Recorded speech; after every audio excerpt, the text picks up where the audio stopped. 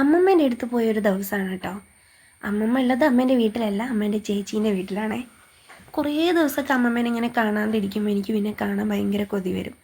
അങ്ങനെ ഫോണിലിങ്ങനെ സംസാരിച്ച് കാണാൻ അങ്ങനെ ഭയങ്കര കൊതി വരും. അധികവും ഞാൻ പെട്ടെന്ന് പോയി ഒരോട്ടം, എൻ്റെ വണ്ടി എടുത്ത ഒരോട്ടം പോയി കണ്ടിട്ട് വരലാണ്.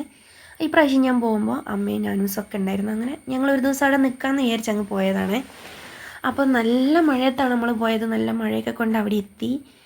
സാധാരണ നമ്മളങ്ങനെ പണ്ടൊക്കെ അമ്മേൻ്റെ വീട്ടിലേക്ക് പോകുമ്പോൾ എല്ലാവരും വിളിക്കും, അമ്മേൻ്റെ ചേച്ചീനെ അനിയത്തിമാരെയൊക്കെ വിളിച്ച് എല്ലാവരും കൂടെ ഒരുമിച്ച് വരുവേ. അപ്പോൾ ചെറിയ വീടാണ് അമ്മേൻ്റെ വീട്. അവിടെ ഇങ്ങനെ രാത്രിയൊക്കെ ആകുമ്പോൾ കുറച്ച് സ്ഥലത്തൊക്കെ എല്ലാവരും കൂടെ അഡ്ജസ്റ്റ് ചെയ്ത് അങ്ങനെ കുറേ നേരം ഇരുന്ന് കഥ പറഞ്ഞ് ഗെയിം കളിച്ച് അങ്ങനെയൊക്കെ നല്ല രസമായിരുന്നു കേട്ടോ. പിന്നെ ഇപ്പോൾ അമ്മേൻ്റെ ചേച്ചീൻ്റെ വീട്ടിലേക്ക് മാറിയപ്പോൾ ഞാൻ അങ്ങോട്ട് പോകുമ്പോൾ എല്ലാവരെയും വിളിച്ചതാണ്. പക്ഷേ സ്കൂളും കാര്യങ്ങളൊക്കെ ഉള്ളതായിട്ട് എല്ലാവർക്കും ഒരുപോലെ എത്തിപ്പെടാൻ പറ്റില്ലല്ലോ.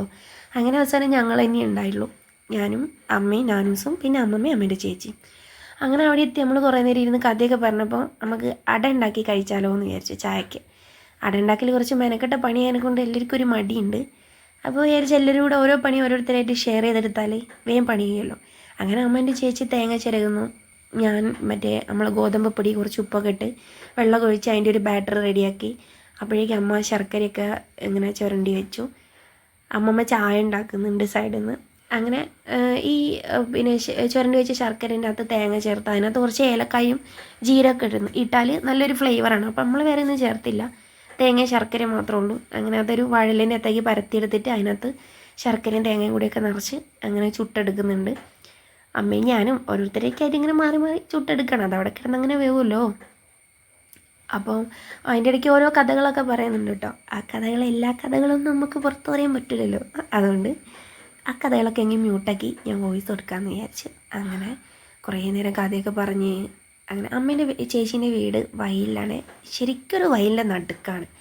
ആദ്യത്തെ വീട്ടിൽ മഴക്കാലമായിട്ടുണ്ടെങ്കിൽ പുഴയിൽ വെള്ളം നിറഞ്ഞ് വീട്ടിലേക്ക് വെള്ളം കയറി വരുന്നത്, വീടിൻ്റെ അകത്തേക്കൊക്കെ വെള്ളം കയറും. അപ്പോൾ ആ ഒരു സമയത്തൊക്കെ ഒരധികം ക്യാമ്പിലൊക്കെയാണ് ഉണ്ടാവും.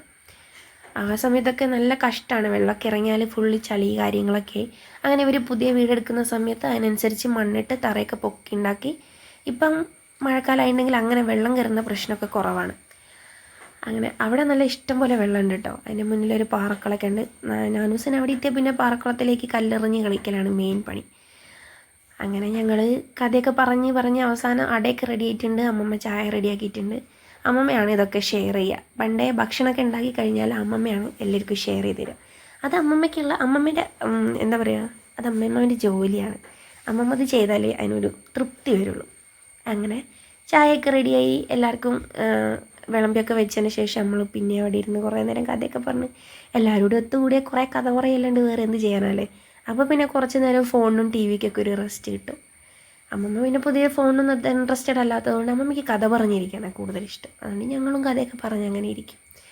അങ്ങനെ നല്ലൊരു ദിവസമായിരുന്നു. അപ്പം ടാറ്റാ.